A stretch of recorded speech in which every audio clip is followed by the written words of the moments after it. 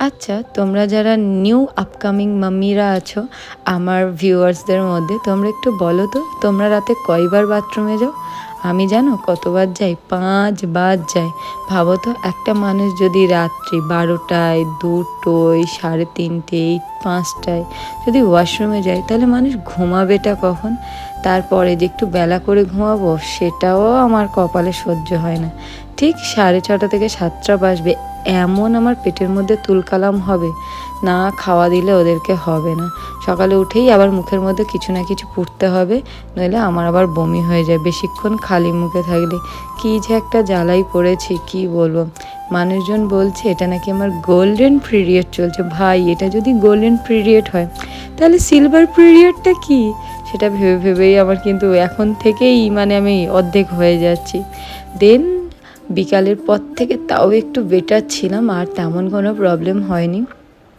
তাই এখানে বসে বসে লেবুগুলো খাচ্ছিলাম। শরীরটা এতটাই দুর্বল লাগছে তোমাদের কি বলবো। এতবার যদি বমি হয় কী বা করবো বলো।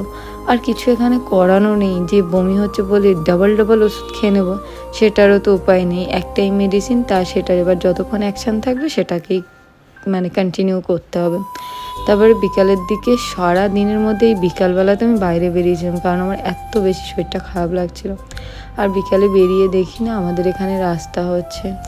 দেখো রাস্তাটা কেমনভাবে হচ্ছে, মানে আগে ঢালাই ছিল, তার উপর থেকে জাস্ট একটা করে লেয়ার বা একটু করে বাড়াচ্ছে এরকম। দেন আমি ভাবলাম একটুখানি হাঁটি, সারাদিন একটুও হাঁটা হয়নি। আর আজকে না আমি জবরদস্ত মাথায় তেল মেখেছি, মানে বলতে পারো একটা পুরো নারকেল তেলের কোটোই মেখে নিয়েছি। দেন ভালো করে টান টান করে বেনুনিও করেছে। অ্যান্ড হঠাৎ আমার ফোন দেখে ইচ্ছে হলো ছোলার হালুয়া খাওয়ার। মাকে তো বানাতে চাইনি, তারপরে অনেক বলার পরে মা ছোলার হালুয়াটা বানালো, ঠিক আছে। আর নারকেল টারকেল দিয়েছিল বলে খেতে কিন্তু জাস্ট দারুণ হয়েছিল, ভীষণ সুন্দর হয়েছিল। ইচ্ছা ছিল পুরো ভিডিওটা নেওয়ার, কিন্তু শরীরটা এতটাই দুর্বল লাগছিল যে আমি আর ভিডিও নিতে পারিনি। দেন রাতে অ্যাজ ইউজুয়াল দুধ ভাত খেয়েছিলাম। তোমরা জানিও আমার মিনি ব্লগ তোমাদের কেমন লাগলো, বাট শরীরটা সত্যিই খুব খারাপ।